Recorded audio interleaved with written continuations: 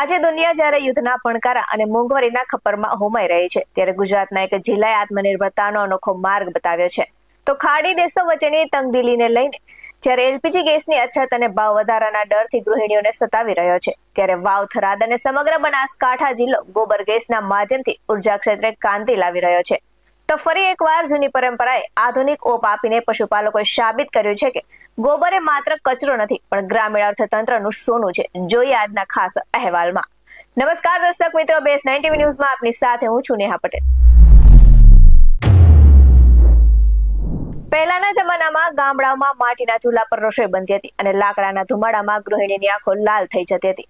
તો સમય બદલાયો અને એલપીજી ગેસ આવ્યો, પણ જ્યારે વૈશ્વિક પરિસ્થિતિઓના કારણે ગેસના બાટલા મેળવવા મુશ્કેલ બન્યા છે, ત્યારે બનાસકાંઠાના પશુપાલકોએ ફરી એકવાર પોતાની મૂળ પરંપરા તરફ વળવાનું નક્કી કર્યું છે, અને પણ એક સ્માર્ટ રીતે. ત્યારે વાવ અને થરાદ સહિત સમગ્ર જિલ્લામાં આજે ગોબર ગેસ પ્લાન્ટ આશીર્વાદરૂપ સમાન સાબિત થયો છે.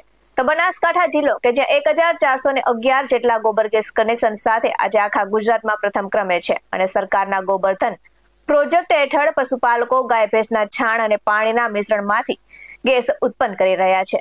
તો દિયોદર તાલુકાનું નવું ગામ આજે એક ખાસ રાજ્ય માટે ઉદાહરણરૂપ સાબિત થયું છે. અને કંઈક વાત એવી છે કે અહીં એક બે નહીં, પરંતુ 150 થી 200 જેટલા ગોબર ગેસ પ્લાન્ટ કાર્યરત છે. તો સવારની ચા હોય, બપોરમાં ગરમા ગરમ રોટલા હોય કે પછી સાંજની દાળ ભાત, આ બધી જ વસ્તુ પશુઓના છાણમાંથી બનતા ગેસ પર રાંધવામાં આવે છે. અને માત્ર 4 કલાકની પ્રક્રિયા અને ગાય ભેંસના છાણમાં પાણી નાખી સેલેરી તૈયાર કરવામાં આવે છે. અને આ સાથે જ ગેસ ઉત્પન્ન કરી કુદરતી ગેસ તરીકે ઉત્પન્ન થાય છે, અને જેનો સીધો ઉપયોગ રસોડામાં પાઇપલાઇન દ્વારા કરવામાં આવે છે. તો આનાથી માત્ર ગેસ જ નથી મળતો, પરંતુ વધેલું ગોબર ખેતરમાં ઉપયોગ કરવા માટે ઓર્ગેનિક ખાતર તરીકે પણ વપરાય છે. જ્યારે વિદેશી ઈંધણ પર નિર્ભરતા વધી રહી છે, ત્યારે બનાસકાંઠાના પશુપાલકોએ સાબિત કર્યું છે કે જો આપણી પાસે પશુધન હોય તો મોંઘવારી સામે લડવું અઘરું નથી. અને બનાસકાંઠાના રસોડામાં ગેસનો ચૂલો માત્ર રસોઈ જ નથી બનાવતો, પણ આત્મનિર્ભર ભારતની એક નવી ગાથા લખી રહ્યો છે. ત્યારે નજર કરી આવેલી પ્રતિક્રિયા પર. ત્યારે જે ઈરાન અને ઈરાકનું યુદ્ધ ચાલી રહ્યું છે, એની અંદર એલપીજી ગેસની જે અછત વર્તાઈ રહી છે, એના માટે અમારે અત્યારે ગોબર ગેસ છે, જે વાવ, થરાદ જિલ્લામાં અને બનાસકાંઠા જિલ્લામાં જે બનાસ ડેરી આપેલો છે, એનો અમે અત્યારે ભરપૂર ઉપયોગ કરી રહ્યા છીએ. ગોબર ગેસ છે એની અંદર અમારે પશુઓનું જે છાણ હોય છે તેનું મિક્સ દ્રાવણ કરી અને અંદર નાખવાનું આવે છે, તેનું બાષ્પીભવન થાય છે અને ગેસ બને છે. એ ગેસનો અમે ઉપયોગ સવારથી માંડી અને સાંજ સુધી કરીએ છીએ. અમને અત્યારે એલપીજી ગેસની અછત છે, પણ અમને વર્તાઈ રહી નથી, કારણ કે અમારા ગોબર ગેસ અત્યારે બહુ મજા અને આનંદ કરાવેલો છે.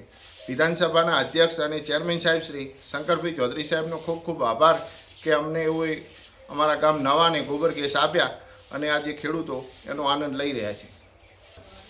એનો જે છે ગોબર ગેસ એ અંદર નાખવામાં આવે છે, અને એનું જે વેસ્ટ નીકળે છે ખાતર, એ પણ અમે ખેતીમાં એનો ઉપયોગ કરીએ છીએ, અને એના લીધે ખેતી અને પશુપાલનમાં બધી રીતે આનંદ રહે છે. શું નામ આપણું? મારું નામ ચૌધરી હસમુખભાઈ રામસિંહભાઈ, ગામ નવા.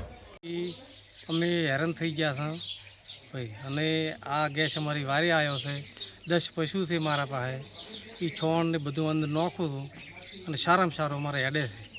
પછી 12 મહિના 1-2 બોટલ લાવવી પડે તો લાવવી પડે ઓલી એલપીજી ગેસની. નકા આ બધું અમે કોમ થાય છે અમારું. રોટલી થાય, દહીં થાય, બધું થાય, ઘી થાય, તાવણ થાય, ચા થાય, ઊનું પાણી થાય, દૂધનું થાય, બધું જ થાય છે કોમ સારામાં સારું એમ. છોણ નોખા અંદર અને ફૂગો ફૂલે અને ચાલુ કરે એટલે ફટદીની બટણ દબાવે એટલે અગ્નિ થવા માંડે. અને શંકરભાઈ કર્યું એ સારું કર્યું છે, બધું ફાયદો છે. પ્લોટ સારામાં સારો, બધું હું ખુશ થયા એમ. આ ગેસ લીધો અમે તારથી તમે ખુશ થા કે અમારા ગેસથી અમારે વાપરવો જ છે એમ.